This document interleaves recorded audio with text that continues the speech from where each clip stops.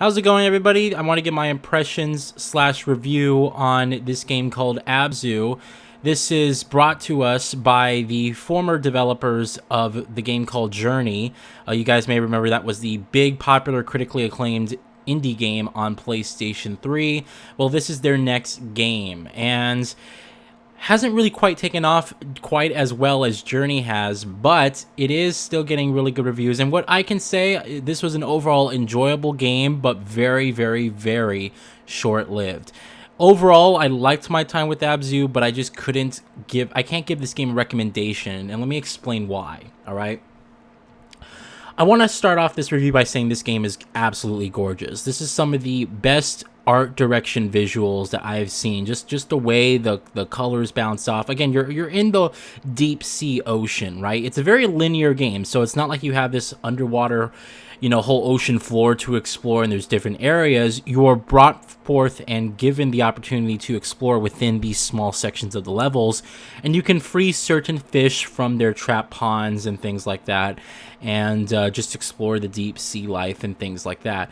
Now, underwater, the ocean floor is one of the most beautiful places in the world. It's also one of the most deadly places in the world. And instead of Abzû focusing on the latter portion, Abzû focuses on the former version. It focuses on the beauty of the depths of the ocean.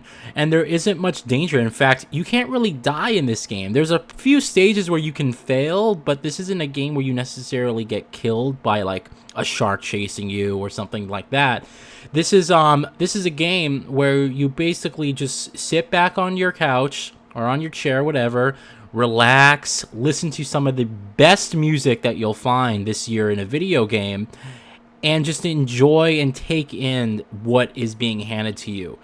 It is quite honestly a game that's really calm and very peaceful and just overall very enjoyable to play. It is a third-person game where you basically have control over your character to go in either direction. It's a 3D rendered space. I originally thought this game was going to be a 2D type of style game. And although that there are 2D sections in this game where you do have levels where you do have to play them entirely almost in a 2D perspective, most of the time you have a third-person shoulder camera perspective where you're kind of controlling your character and telling him or her where to go. This is a very, very, very interesting game, and it's interesting because this game doesn't have a story up in your face. In fact, you learn more about the narrative and more about what's happening as you progress through the game. And there's a little bit of intrigue and mystery to what the story that they're trying to tell here. There's no voice acting, so you're not going to hear anyone speak. You'll hear little, noises coming from the fish and stuff. Like if you hear a whale, you hear like a whale noise and things like that. But there's no actual words being spoken. But you just explore these underwater, almost civilizations that just been drowned by the sea, and you learn about what happened to you, why you're there, and you just uncover this and unravel this big mystery.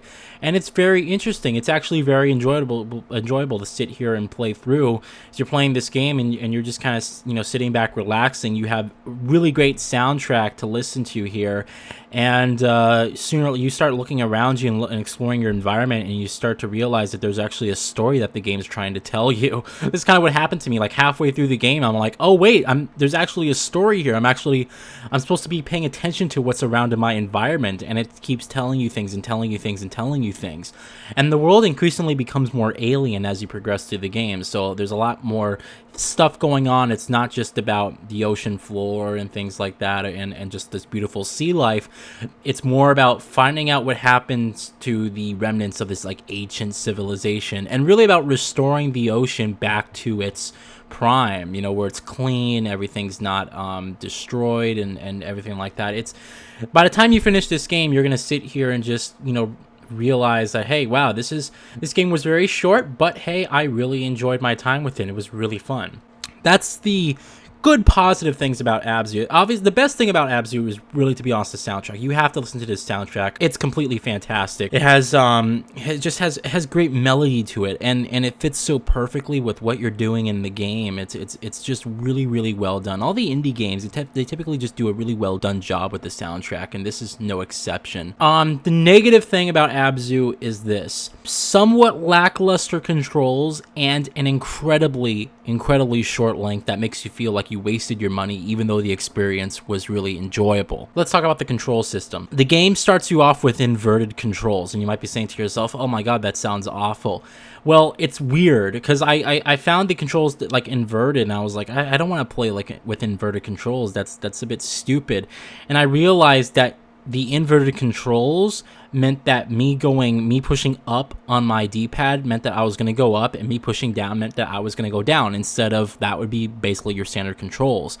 But in this game, it's a bit odd, because you have the standard controls when you're out of the water and you're just exploring, when you actually, you know, rise from not swimming, and you climb atop some surface and you're able to actually walk around. You do have a basic control stance, but when you go into the water, down is up and up is down. And if you change that, you also change the controls for when you're basically on your feet exploring the floor or whatever it is. And it's a bit confusing. It took me a little while to get through the controls, but I overall really enjoyed it, and I kind of suffered through it. And it's not bad. It's just that there's a little bit of a learning curve here. It's not as easy as it should be. Like Uncharted 4 did a much better job with the swimming controls. This game is a bit weird with its controls. It's just really odd. Once you get used to it, however, you start to get into the game, it starts to make a little bit more sense, but there's still that thing battling in your head, like if you push up on your controller, you expect to go up. Instead, in this game, you go down. And if you change it, you change the controls for when you're basically on the surface, and you're changing, you know, you're exploring in third person. It changes the control so that you press down and you actually move forward instead of moving back. So it's a bit weird. So there is that. The second thing I want to point out is the game's length. I beat this game in one sitting, and it probably took me less than 2 hours to beat this game. Yeah, no lie, that's how long it took me to beat the game, less than 2 hours. And I paid $15.99 for this game. I got a little bit of a discount because I'm a PlayStation Plus subscriber, but $20 for this game full price. Now, I really enjoyed playing this game. I love the soundtrack. The environments were crazy, and there are many times where I was playing this game and the game was making my jaw drop to the floor just with its visual style and the different levels and things that you were seeing. It was just a really great experience. But the game just lasts so short, and although you get a complete experience here, it's not like it just ends and stuff like that. You get a full complete experience here, and you enjoy the experience very much. For $20 and less than 2 hours of full gameplay, and with almost no replayability, there's no collectibles, there's very little trophies to get for the game, there isn't much really to do. I really can't recommend it. This is one of those games that I probably would say wait until this comes available for free on PlayStation Plus and just download it then, because you know it's going to one way or another, and I don't feel like you're missing out on anything spectacular right now, but the game is just so short that you feel like you beat it almost immediately after that you turn it on. The story, it does do a good job of kind of conveying this story along and making it feel like a journey. So in that sense, it doesn't feel as short really as it really is.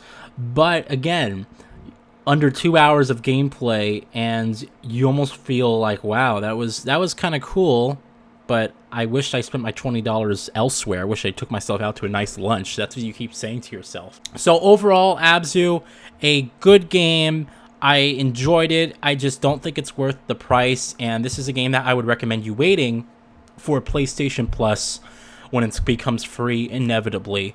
If not, then I would recommend you picking up for any price less than $10. I feel like that's a good balance for the game. But overall, like, very fun game, very enjoyable. Love the soundtrack, love the design, the art direction, and I love how the fish move away when you swim up to them. It's quite fantastic, really. And yeah, it's just great. So definitely give the game a shot when you can, and when the price goes down or becomes free for PS Plus. Definitely recommend it. Thank you guys for watching this video. I definitely appreciate your viewership, and I will see you all later.